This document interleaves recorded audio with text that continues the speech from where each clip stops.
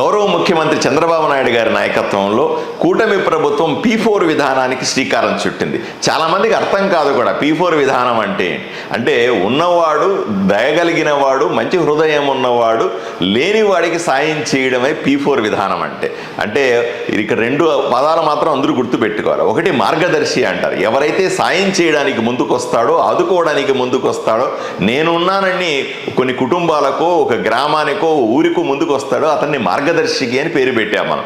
ఎవరైతే లబ్ధి పొందుతున్నారో, ఎవరైతే మార్గదర్శకం తీసుకుంటున్నారో వాళ్ళని బంగారు కుటుంబం అంటారు.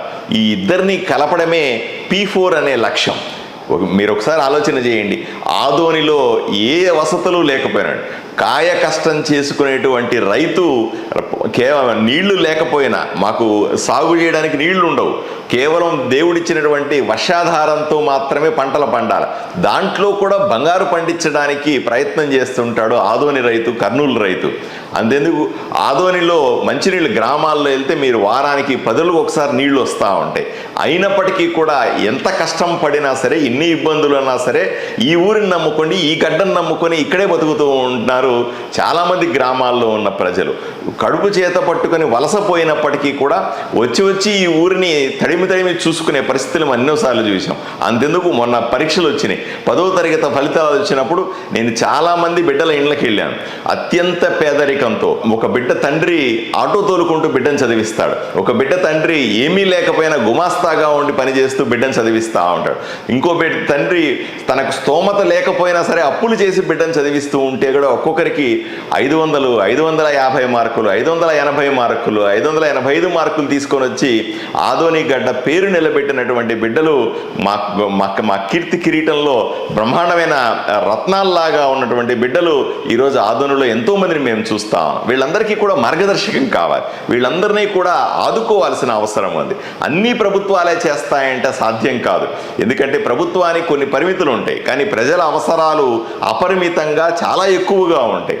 ప్రజల అన్ని అవసరాలను తీర్చడం ప్రభుత్వం వల్ల కాకపోవచ్చు. ఎందుకంటే ప్రభుత్వంలో ఇప్పటికే నిధులు లేవు, ఇప్పటికే డబ్బులు కష్టంగా ఉంది. ఎంతో కష్టపడి ఈ ప్రభుత్వాన్ని మన ముఖ్యమంత్రి, ఉప ముఖ్యమంత్రి గారు నడుపుతా ఉన్నారు.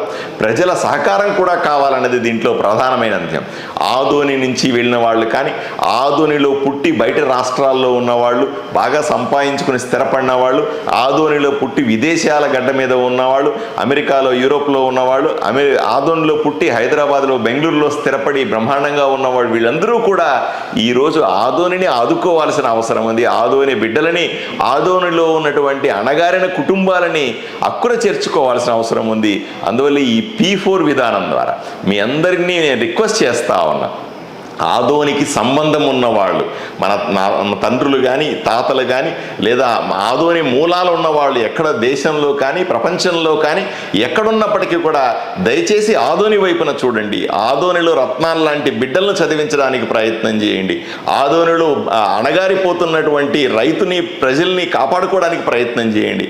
ఆదోనిలో వసతులను ఏర్పాటు చేయడానికి మీకు తోచిన విధతలో సాయం చేయండి.